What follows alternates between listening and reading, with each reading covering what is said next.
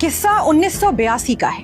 कांग्रेस के जगन्नाथ मिश्र बिहार के मुख्यमंत्री थे। लोग अक्सर सवाल उठाते, अगर बड़े भैया ललित नारायण मिश्र की बम धमाके में मौत न होती तो क्या छोटे भाई कभी सीएम बनते। तभी अफवाह फैली कि सत्ता में रहने के लिए जगन्नाथ ने एक तांत्रिक अनुष्ठान करवाया है। 108 बकरों की बलि दी गई है और इनके खून से जगन्नाथ को नहलाया गया है। पत्रकारों ने जब इस पर सवाल किया तो वो चिल्लाते हुए बोले, फरेब है, ये सब बातें फरेब हैं। बिहार की इलेक्शन सीरीज मुख्यमंत्री में आज कहानी बिहार के आखिरी कांग्रेसी सीएम जगन्नाथ मिश्र की, जो बाबरी मस्जिद के ढहने पर खूब रोए और जिन्हें लोग मौलाना मिश्र कहा करते थे।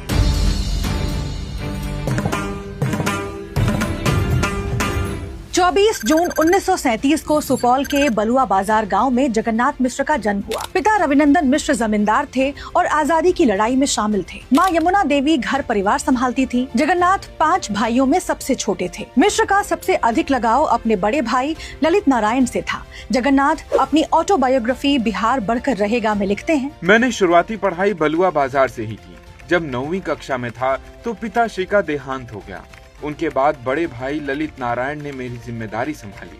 मेरा ज्यादातर समय उनके साथ ही बीता। जगन्नाथ बाबू ने 1953 में 10वीं पास की और इसी साल आचार्य विनोबा भावे के भूदान आंदोलन से जुड़ गए। जगन्नाथ अपनी ऑटोबायोग्राफी में बताते हैं कि वे विनोबा से इस कदर प्रभावित थे कि जब विनोबा उनके गांव आए तो उन्होंने परिवार की 1000 एकड़ जमीन दान में दिलवा दी। मुजफ्फरपुर के एलएस कॉलेज से एमए करने के दौरान ही घर वालों ने जगन्नाथ के लिए रिश्ता देखना शुरू कर दिया।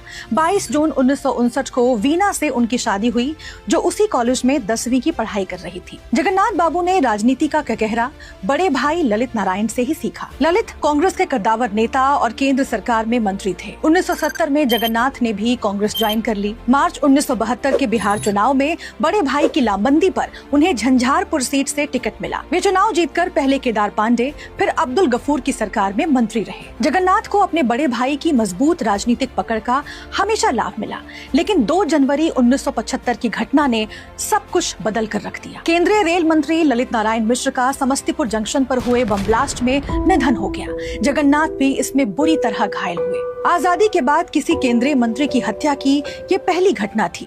नतीजतन इसे सियासी साजिश से जोड़ा जाने लगा और कांग्रेस आलाकमान पर सवाल खड़े होने लगे। बिहार कांग्रेस में उभरती नाराजगी को दूर करने के लिए इंदिरा ने एक दांव चला और अब्दुल गफूर की जगह जगन्नाथ मिश्र को सीएम बनाने का फैसला किया। इस तरह बड़े भाई की हत्या के 3 महीने बाद 11 अप्रैल 1975 को जगन्नाथ मिश्र ने बिहार के 14वें मुख्यमंत्री की शपथ ली। सीनियर जर्नलिस्ट संतोष सिंह अपनी किताब रूल्ड और मिसरूल्ड में लिखते हैं, 38 साल के जगन्नाथ मिश्र मंत्री पद तो संभाल